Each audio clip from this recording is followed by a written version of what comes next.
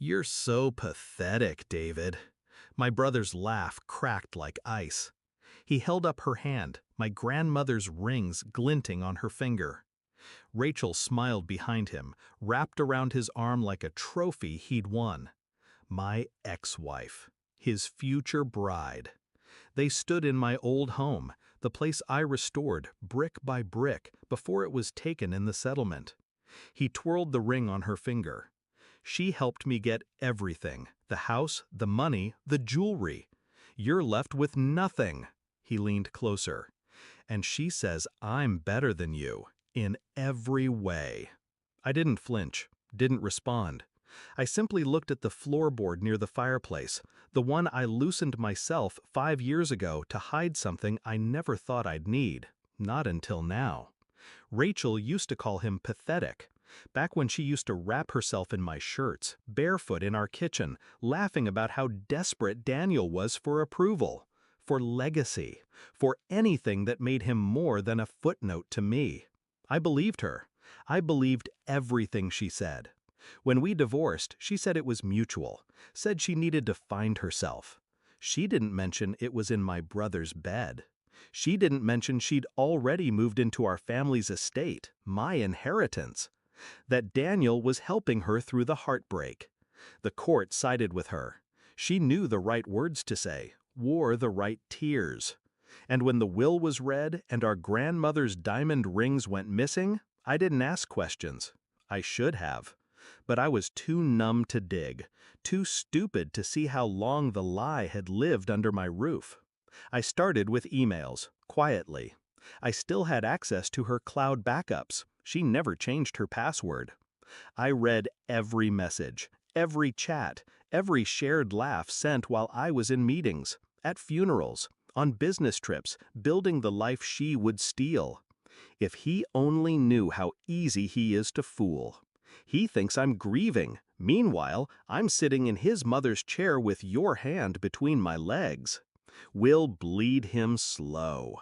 I didn't scream, didn't cry. I took screenshots, compiled timelines, matched call logs. Then I called the lawyer who helped set up our grandmother's estate. Turns out she did leave the rings to me, in a private letter, tucked into a sealed envelope. Daniel forged a replacement. Same handwriting, same wax seal, sloppy work. A forensic analyst confirmed it in 48 hours.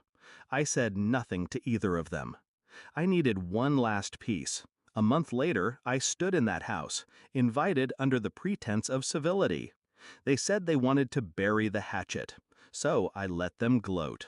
Watched them sip wine on my grandmother's velvet settee, brag about their upcoming wedding at the same chapel Rachel and I were married in. Full circle, she giggled. Daniel grinned. Everything falls into place, eventually. I agreed. Then I set a small black box on the table between us. No label, no words. He opened it. Inside, the original letter, the real will, the forensics report, and a single ring, mine. He stared, pale, silent. Rachel leaned in, red. Then she looked at me. For the first time in years, she looked afraid. I'm pressing charges, I said, calmly. Fraud, forgery, perjury. The ring theft alone came with a prison sentence. But I'm willing to make it disappear, I added. They looked up. Hope flickered. I leaned forward. You return everything. The house, the jewelry, the accounts you moved offshore. Rachel opened her mouth, but I didn't let her speak.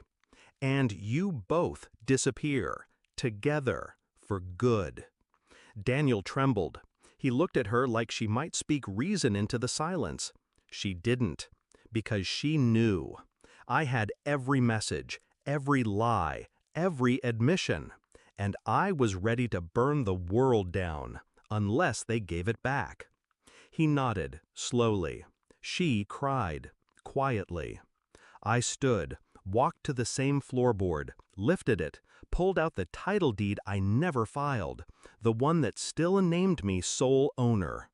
You should have checked under your feet before you tried to take the ground from beneath mine. It took them 3 days to leave.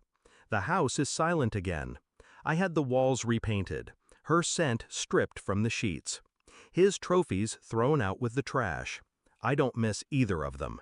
They were never real. Just a long con dressed in wedding lace and sibling smiles. Now I sit alone in the library. Glass of scotch, fire whispering in the hearth.